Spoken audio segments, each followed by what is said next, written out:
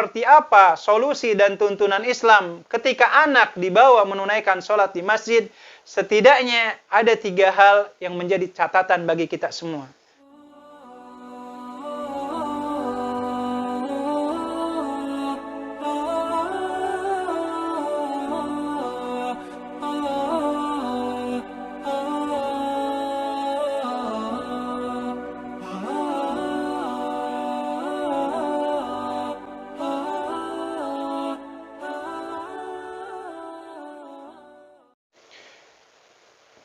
Bismillahirrahmanirrahim. Alhamdulillah wassalatu wassalamu ala Rasulillah.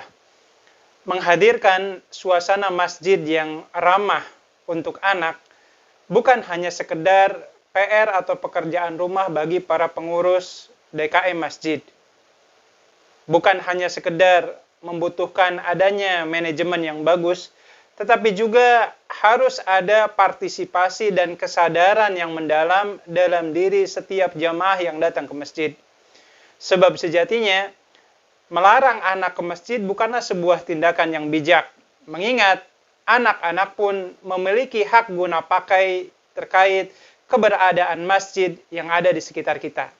Oleh sebab itu, mendisiplinkan anak dalam menunaikan sholat berjamaah, sejatinya bukan tanggung jawab dan kewajiban DKM. Mengingat, kewajiban tersebut ada dalam pundak para ayah. Bukan hanya sekedar menyuruh anak-anak untuk menunaikan sholat berjamaah, tetapi kehadiran mereka dan proses pendampingan anak-anak benar-benar dilakukan oleh para ayah dengan penuh kesadaran.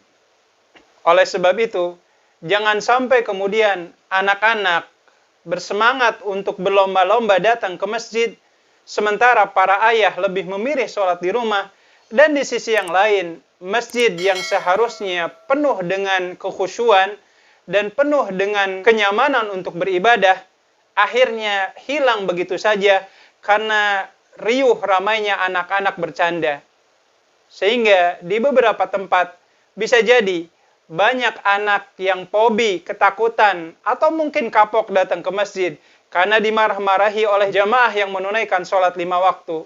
Dan di sisi yang lain pun banyak orang tua yang marah atau kecewa ketika anak-anaknya dimarahi oleh orang lain, sementara faktor penyebab itu sendiri sejatinya muncul dari kelalaian kita selaku para ayah. Maka jikalau kita berbicara tentang fenomena kehadiran anak-anak di masjid, pada prinsipnya fenomena ini bukan hanya terjadi di masa kini. Di zaman Rasulullah SAW dan para sahabat, kehadiran anak-anak selalu menjadi fenomena yang lumrah setiap kali sholat 5 waktu itu ditunaikan. Adalah hadis yang disampaikan oleh Aisyah radhiyallahu taala anha, disebutkan, "A'tama Rasulullah sallallahu alaihi wasallam lailatan bil isya'i wa dzalika qabla ayyabshu al Islam. Falam yahruj hatta qala Umar, nama an-nisa'u was-sibyan, faqala li ahli al-masjid, ma yantadhiruha ahadun min ahli al-ardi ghairukum." Disebutkan bahwasannya pernah di suatu kali ketika ajaran Islam baru menyebar di kota Makkah, baginda Nabi Muhammad SAW mengakhirkan kedatangannya untuk menunaikan sholat Isya. Sampai pada saat itu Umar bin Khattab berkata, "Ya Rasulullah, kaum ibu-ibu dan anak-anak semuanya sudah terlelap tidur." Maka pada saat itu Rasulullah SAW berkata kepada sahabat-sahabatnya yang ada di masjid, "Tidak ada di muka bumi ini satu orang pun manusia yang sanggup menunggu kehadiran sholat Isya sesabar kalian semua."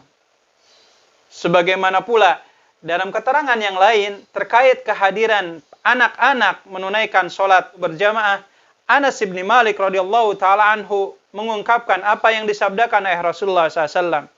"Inni la adkhula sholata uridu italataha fa asma'u buka'a as-sabiyyi fa ukhaffifu min shiddati wujdi ummihi."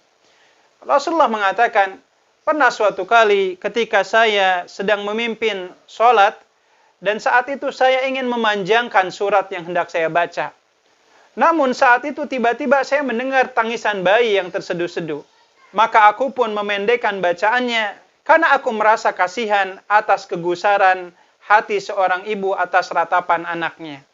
Semua keterangan tersebut memberikan pesan kepada kita bahwasanya kehadiran anak-anak di masjid menjadi sebuah hal yang biasa yang dilakukan oleh para orang tua ketika mereka akan menunaikan sholat berjamaah. Di sisi yang lain, sebagaimana kita ketahui bahwasannya dalam ajaran Islam, para orang tua diperintahkan secara syariat untuk mengajarkan tata cara dan kaifiat sholat kepada anak-anaknya sedari dini. Oleh karenanya, jikalau ada di antara kita yang memilih untuk membawa anak-anaknya ke masjid atau memerintahkan anak-anaknya berangkat ke masjid, sejatinya semuanya itu dilakukan sebagai bentuk niatan baik kita untuk mengajarkan anak-anak sholat dengan baik dan tertib. Oleh karenanya, bukan berarti kemudian kita menyuruh mereka berangkat ke masjid bukan tanpa ada pembelajaran atau pendidikan adab begitu saja.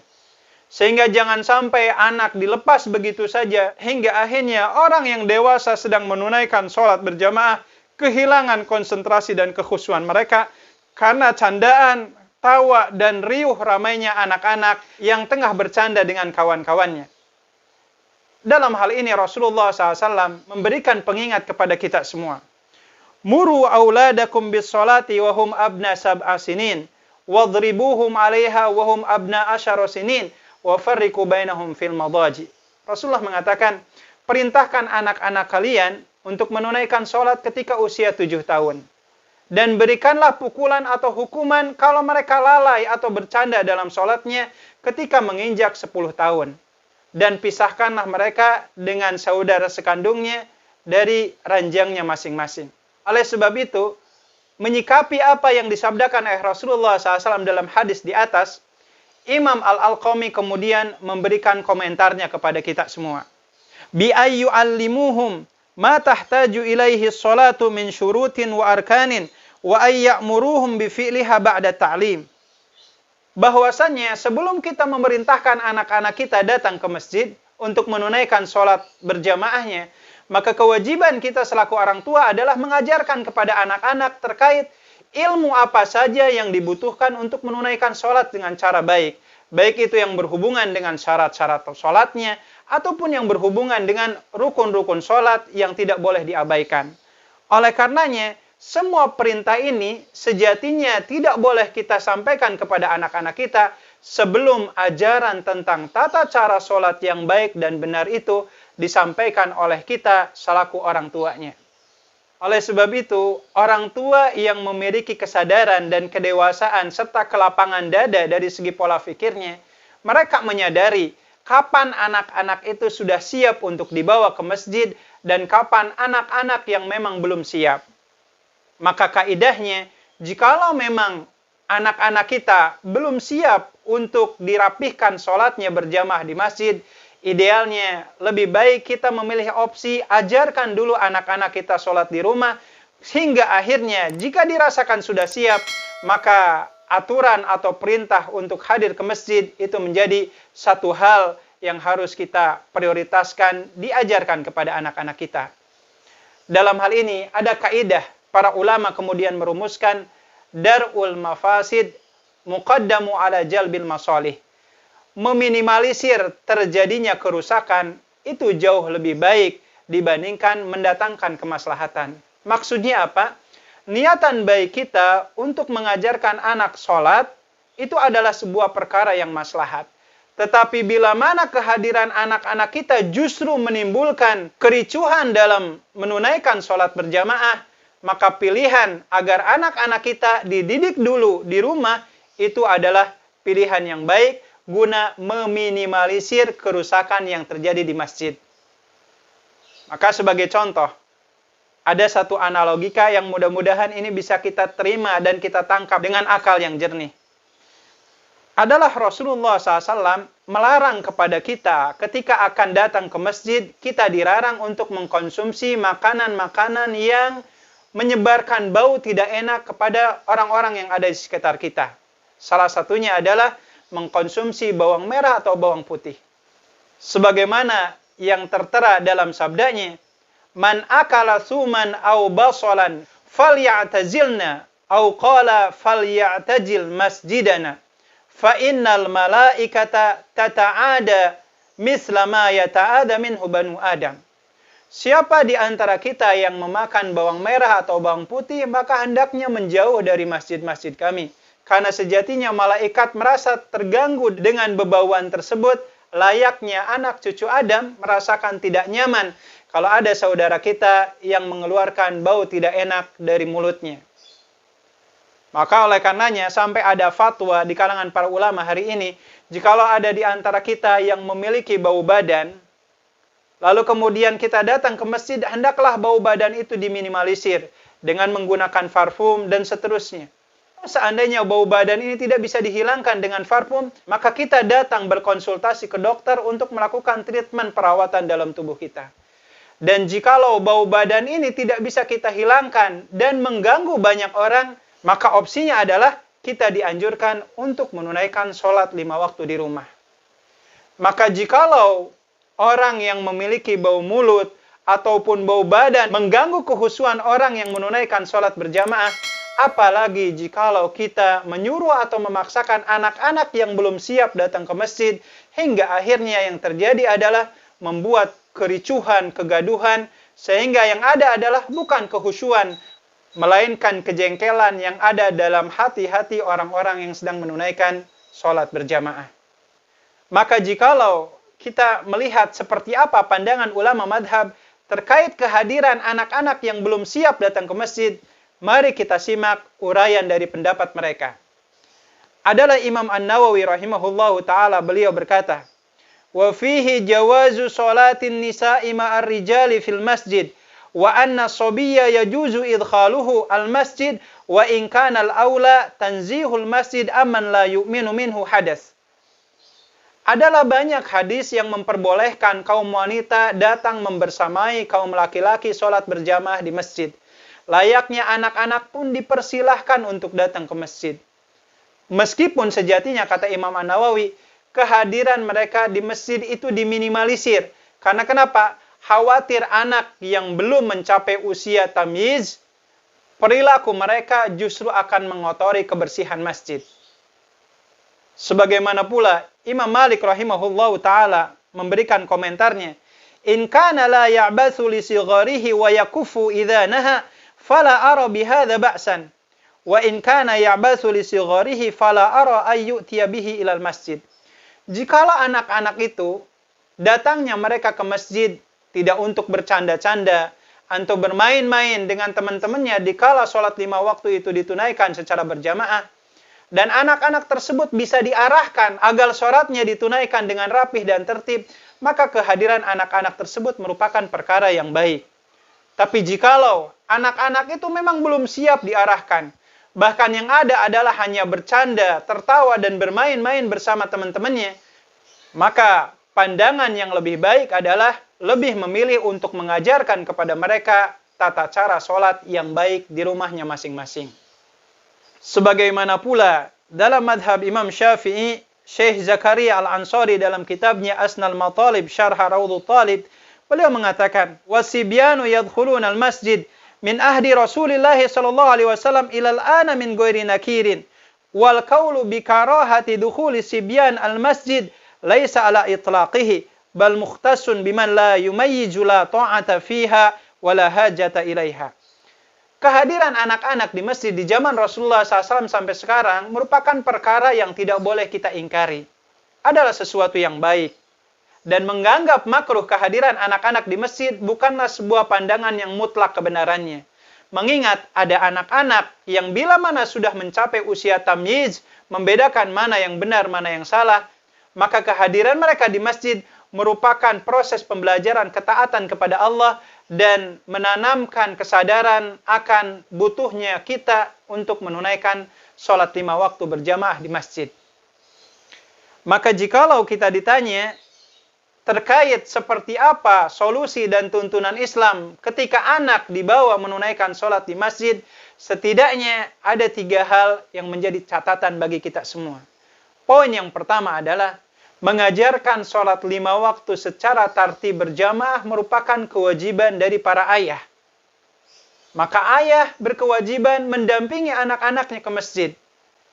Setidaknya anak-anaknya tersebut sholat di samping kiri atau kanannya, atau jikalau para ayah tidak ada, maka anak-anak boleh diposisikan tempat sholatnya diapit oleh orang-orang dewasa. Sehingga kesempatan mereka untuk bercanda dengan teman-temannya insya Allah bisa diminimalisir. Adapun keterangan di mana Rasulullah SAW menegaskan, liyani minkum ulul ahlami wan nuha tsummal ladzina yalwunahum tsummal ladzina yalwunahum. Hendaklah yang berada dekat denganku atau dengan imam adalah orang yang berilmu dan orang yang dewasa. Baru setelah itu orang-orang yang lebih muda dari usianya dan anak-anak kecil di belakangnya. Terkait hadis ini, para ulama mengatakan bahwasannya keterangan yang memerintahkan kaum dewasa untuk berposisi di barisan terdepan dalam sholat berjamaah ini bukan bersifat wajib. Hadis ini lebih mengarah kepada motivasi kepada orang dewasa. Ayo kita ramai-ramai datang ke masjid hingga akhirnya kita bisa duduk di barisan terdepan. Dan jikalau kemudian ternyata ada anak-anak yang jauh lebih muda usianya di belakang kita, sudah ada menempati posisi yang pertama, maka kita tidak boleh menyalahkan mereka, apalagi memindahkan mereka ke tempat yang paling belakang. Tuntunan yang kedua, tidak dianjurkan bagi kita orang dewasa, ketika mendapati anak-anak itu sudah ada duduk di barisan terdepan, lalu kemudian kita meminta mereka untuk pindah ke belakang. Kecuali jikalau posisi yang dimaksud adalah posisi yang tepat di belakang imam. Dengan khawatir imamnya batal atau imamnya lupa dalam bacaannya, maka makmum yang paling di belakang adalah yang paling berkewajiban untuk mengingatkan atau mengganti posisi imam ketika imam itu batal. Maka secara umum, jikalau barisan pertama atau kedua itu sudah diisi oleh anak-anak, kita selaku orang dewasa tidak diperkenankan secara adab dan tata krama dalam syariat memindah atau memerintahkan mereka untuk mundur ke belakang. Sebagaimana yang dikatakan oleh Imam Shalih Al-Utsaimin dalam kitabnya Asy-Syarhul Mumti' ala Zadil Mustaqni, di mana beliau berkata, "Inna sibyana idza taqaddamu ila makanin fahum ahaqqu bihi min ghairihim li umumil adillah ala anna man sabaqa ila ma lam yasbiq ilaihi ahadun fahuwa ahaqqun bihi wal masajidu buyutillahi yastawi fiha ibadullah." Sesungguhnya anak-anak jika mendahului orang-orang dewasa menempati satu tempat tertentu atau barisan yang terdepan dalam sholat, maka merekalah yang paling berhak untuk menempati tempat tersebut. Karena keumuman dalil yang kita dapatkan, kita tidak boleh memindahkan orang dari satu tempat ke tempat yang lain bila mana mereka sudah lebih mendahului kita menempati tempat tersebut. Di sisi yang lain, masjid itu sendiri adalah rumah Allah, di mana posisi kita selaku hamba-hamba Allah Azza wa Jalla setara dalam pandangan Allah Ta'ala. Oleh karenanya, Imam Shalih Al-Utsaimin kemudian melanjutkan, jikalau kita memaksakan diri dan memaksakan kehendak untuk memerintahkan anak-anak itu secara arogan pindah ke belakang, ada kekhawatiran muncul dua hal yang tidak baik dalam diri anak kita. Yang pertama adalah karahatu sabiyyi lil masjid li'anna sabiyya wa in kana sabiyyan la tahtaqiruhu fa syai'u yantabi'u fi qalbihi. Dikhawatirkan kalau kita memerintahkan mereka untuk mundur ke belakang, akan muncul hal yang tidak mengenakan dalam hatinya, kebencian dalam dirinya kepada masjid atau jamaah orang yang menunaikan sholat di masjid. Karena anak tersebut merasakan dirinya seolah-olah disepelekan, dianggap remeh, sehingga muncullah ketidaksukaan untuk hadir ke masjid. Dan perkara yang kedua yang tidak baik adalah karahatu rirrajulil ladzi akharahu anis shaf. Dikhawatirkan muncul bibit-bibit kebencian dalam diri anak kepada seseorang di antara kita yang menyuruh anak tersebut pindah dan mundur ke belakang. Dan solusi yang terakhir, ikhwatihimukullah, dan mudah-mudahan ini bisa kita lakukan secara seksama, perlu adanya kreativitas para pengurus DKM dalam membuat program yang baik yang terintegrasikan dengan nilai-nilai pendidikan anak-anak di rumah. Yang saya maksud adalah, sebagai contoh, di beberapa masjid di luar sana ada sebuah program yang bisa copy paste. Ketika anak-anak itu datang ke masjid, maka untuk menertibkan anak-anak menunaikan sholat dengan baik, DKM Masjid membuat semacam perlombaan. Umpamanya, lomba menunaikan sholat dengan tertib. Setiap bulan kemudian dirilis nama-nama anak yang paling rapi sholatnya.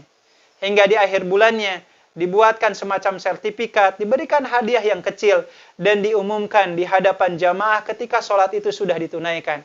Sehingga ada rasa bangga ketika nama anak disebutkan. Bulan ini anak yang paling rapi sholatnya atas nama Fulan bin Fulan. Maka si anaknya makin bersemangat, pun demikian. Teman-temannya yang lain akan termotivasi untuk menunaikan sholat dengan rapi. Mungkin ada di antara sebagian kita yang menganggap program-program seperti itu dianggap membuat reward, capek dan melelahkan.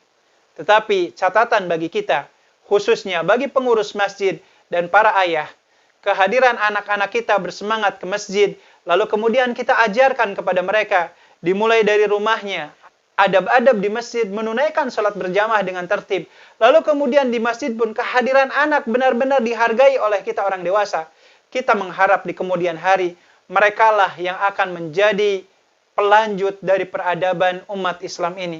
Merekalah kelak yang akan menggantikan regenerasi dari kepengurusan di masjid, menggantikan kaderisasi orang-orang yang mungkin kita hari ini sudah tua, tidak bisa datang ke masjid. Maka kelak, mudah-mudahan anak-anak yang masih kecil ataupun yang remaja hari ini, kelak di kemudian hari, merekalah yang bukan hanya sekedar meramaikan masjid kita berjamaah, tetapi juga memakmurkan masjid-masjid kita, sehingga kadar kemaslahatan dari masjid itu sendiri dirasakan secara luas, baik itu oleh lingkungan di sekitarnya, ataupun umat dan bangsa kita secara luasnya. Demikian, barakallahu walakum, walhamdulillahi rabbil alamin. Assalamualaikum warahmatullahi wabarakatuh.